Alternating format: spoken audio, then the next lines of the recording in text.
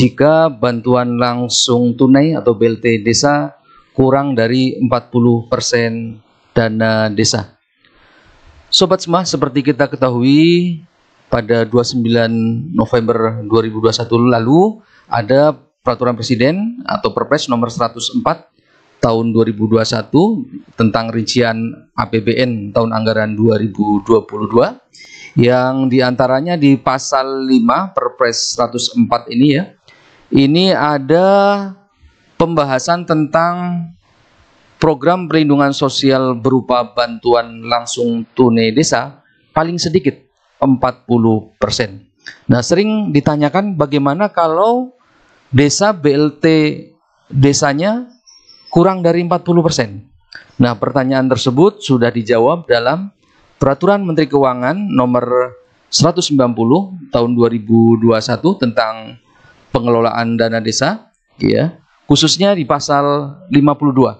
Nah, di sini di dalam pasal 52 ayat 1 ada disebutkan bahwa dalam hal desa tidak menganggarkan BLT desa sebagaimana dimaksud dalam pasal 32 ayat 1 huruf A, yakni kurang dari 40%, maka selisih antara pagu anggaran dana desa untuk BLT desa yang seharusnya dianggarkan dengan kebutuhan dana desa untuk BLT desa yang telah dianggarkan tidak disalurkan ke RKD atau rekening desa. Baik sobat semua, supaya lebih jelas saya coba buat simulasi di sini ya. Jadi misalnya ya, pagu dana desa desa A ya tahun anggaran 2022 ini misalnya 1 miliar. Nah, kemudian berdasarkan Perpres nomor 104 tadi ya, tahun 2021, anggaran wajib BLT desa itu minimal 40% ya. 40% kali 1 miliar sama dengan 400 juta. Ini wajibnya 400 juta. Nah, kemudian selebihnya atau 600 juta ini untuk anggaran non BLT, bantuan langsung tunai ya. Nah, kemudian misalnya hasil musyawarah desa khusus desa A ini jumlah KPM-nya 100 KPM saja.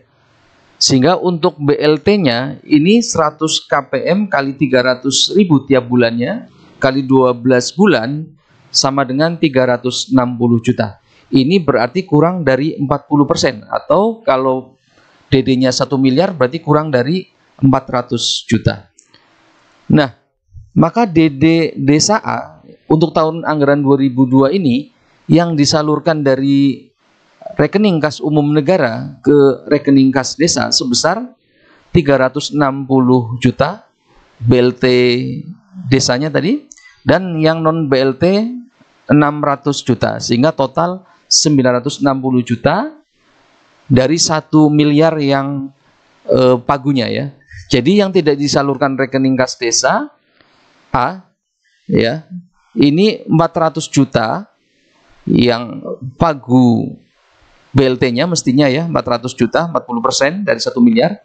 Ini ternyata yang dianggarkan oleh desa hanya 360 juta. Sehingga masih ada selisih 40 juta. Jadi DD desa A yang direalokasi sebesar 40 juta tersebut. Nah, kemudian misal di Kabupaten X ada beberapa desa lain yang kasusnya serupa dengan desa A, yaitu BLT desanya ini kurang dari 40%. Misalnya ada desa P, B, C, D, dan seterusnya. Dengan jumlah realokasi DD-nya, kalau desa-desa B, C, D, dan seterusnya itu di total 360 juta. Sehingga realokasi DD di Kabupaten X itu sebesar yang desa A tadi 40 juta, ditambah desa-desa lainnya misalnya 360 juta, sehingga realokasi DD di Kabupaten X sebesar 400 juta.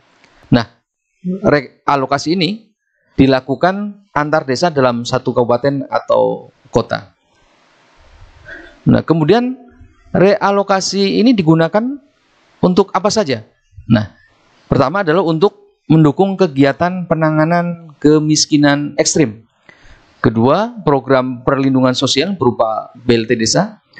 Ketiga, kegiatan bidang ketahanan pangan nabati dan hewani dan atau Keempat, kegiatan prioritas lainnya.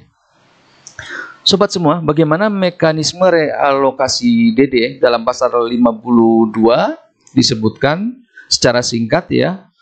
Pertama, bupati atau wali kota melakukan penghitungan besaran selisih dana desa setelah melakukan perekaman jumlah keluarga penerima manfaat atau KPM. Nah, ini perekaman KPM paling lambat 13 Mei 2022. Nah, kemudian bupati atau wali kota memberitahukan hasil penghitungan besaran selisih yang dihasilkan melalui aplikasi online monitoring sistem perbendaharaan dan anggaran negara atau OMSPAN ini kepada kepala desa di wilayahnya. Kemudian Menteri Keuangan menyampaikan data total dana desa dalam satu kabupaten atau kota yang tidak disalurkan ke rekening kas desa kepada bupati atau wali kota. Nah, kemudian bupati atau wali kota melakukan penghitungan realokasi dana desa untuk setiap desa dan menyampaikan hasil penghitungan kepada Menteri Keuangan, dalam hal ini Direktorat Jenderal Perimbangan Keuangan. Nah, kemudian hasil penghitungan realokasi dana desa setiap desa ditetapkan dalam keputusan Menteri Keuangan yang ditandatangani oleh Direktur Jenderal Perimbangan Keuangan atas nama Menteri Keuangan.